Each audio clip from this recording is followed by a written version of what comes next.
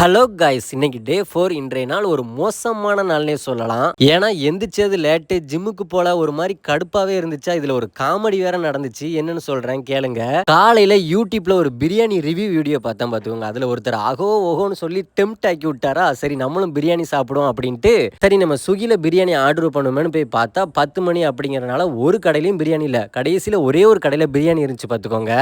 ஆசையா ஆர்டர் பண்ணேன், பே பண்ணிட்டேன். ஒரு 30 to 35 நிமிஷத்துக்குள்ள வந்துரும் அப்படிங்கிற மாதிரி போட்டிருந்தாங்க. ஒரு 20-25 நிமிஷம் ஆனிச்சு. ஒரு போன் ஒண்ணு வந்துச்சு. என்னடா அதுக்குள்ள பிரியாணி வந்துருச்சா அப்படின்ட்டு போன் எடுத்து கேட்டேன். சாரி சார், பிரியாணி இன்னும் ரெடி ஆகல, பொங்கல் இட்லி இருக்கு, வேணுமா சார் அப்படிங்காங்க. எனக்கு கோவம்னா தாங்க முடியல பாத்துக்கோங்க. அப்ப ஏங்க நீங்க ஸ்விக்கில ஆட் பண்ணி வச்சிருக்கீங்க அப்படின்னடா.